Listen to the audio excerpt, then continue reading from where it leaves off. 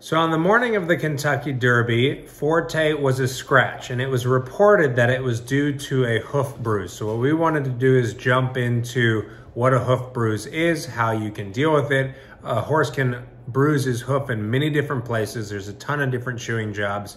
We're gonna specifically talk about Forte in this scenario, but I wanted to toss it over to the lovely veterinarian here to kind of discuss what a hoof bruise is.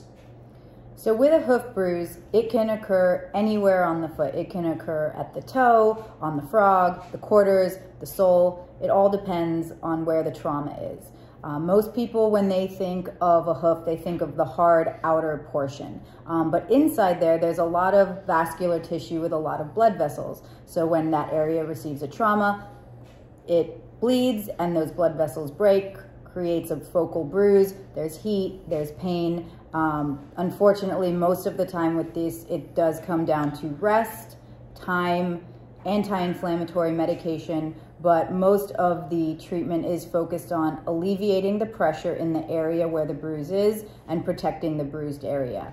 A lot of bruises in racehorses specifically occur because they do tend to be thin-soled, and they do tend to have flatter feet, so they are more likely to come into contact with a stone just because of the way their feet are made. But just being thinner-soled does predispose them to having more of a trauma to the foot if they do step on something.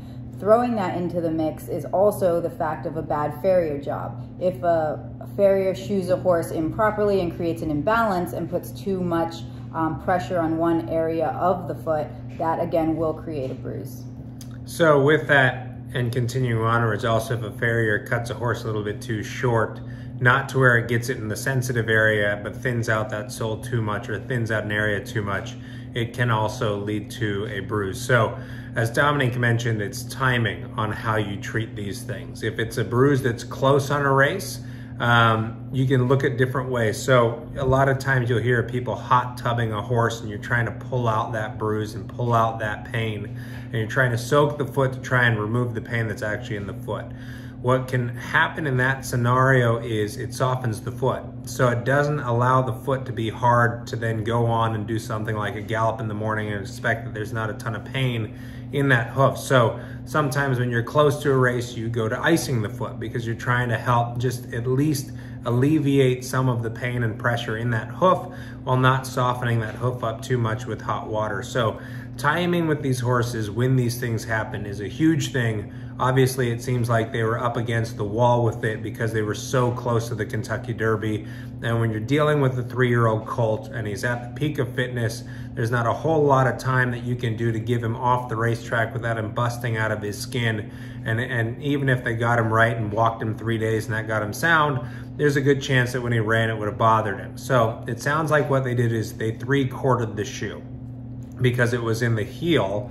And I'm not sure if it was medial heel or lateral heel, but it was in the heel. So when you think of a shoe, it's a horseshoe. You 3/4 a portion of it, meaning you remove it.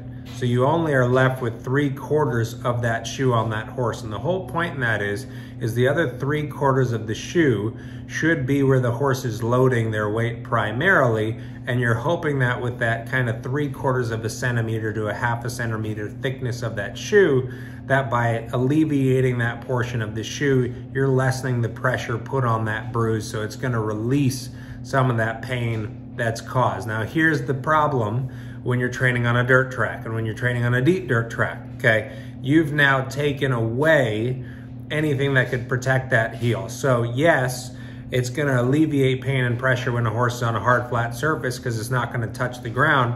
But when they gallop on a dirt track or train on a dirt track, that dirt compacts. And as it compacts, it's still gonna pound on that heel bulb. So the only option in the scenario of Forte would have been to, obviously what they did was scratch him and give him rest to allow it to recover. Now it's a great way to have a horse recover. And I've seen 3/4 shoes work, but the problem with 3/4 shoes is it's time. There wasn't enough time for them to get that horse back to 100% before the day of the race. So the most obvious thing, obviously, is we're in horse racing, thank God, now focusing more on equine welfare and safety, was to scratch the horse and give him time for that to heal. Some other options besides 3/4ing the shoe would be to actually kind of do the opposite and put a bar shoe on. So just say you have a bruise along the heels and you put a bar shoe, that's a piece of steel actually covering the heels to protect them from the concussion. So it's kind of counterintuitive, and it all depends on each injury, each horse, but you can treat it with the opposite shoe as well. Well, and there's a ton of different ways. I mean, Dominique mentioned a bar shoe. So a bar shoe basically puts a bar along the back, and there's different types of bar shoes that are built. You can also put a metal plate across the back and have the farrier create it. What you're trying to do is spread the concussion around the entire foot instead of just trying to balance it on a different thing. So the whole point is to take concussion and balance it in different areas to remove that pressure from that focal point on the hoof. So by creating a bar shoe, you're creating a little bit more stability in that shoe structure to where hopefully it's not going to pound on that hoof. The other thing that Dominique mentioned previously is a pad. Polyurethane pads can be put in shoes. Actually, one that I've seen that's super effective is actually a leather pad, and you put that in between the shoe. And sometimes you still do a combination of the both. You put a bar shoe to help, kind of help with that concussion and dissipate it throughout the entire shoe. And then you put the pad to alleviate that concussion as it goes into the hoof. So there's a ton of different ways to do it. When you're that close to a race, you don't want to screw around with too many things, because here's the big thing with a racehorse. If you change too much, the small thing that you're hoping to treat, like the hoof and the bruised hoof, could turn into something much more major because you've made a tweak in the shoe that caused the horse to move differently, which could cause any type of injury on these horses. So you're trying to do the least amount of change to help that horse going forward on that tight of a time schedule without doing too much of a change to where it could set that horse back if you did decide him to run. So I know it was difficult to the connections. Obviously, Repole looked devastated. Everybody involved seemed devastated that that horse was out, and I think all of us would have loved to see him, but for that horse, I think it's long-term probably much better.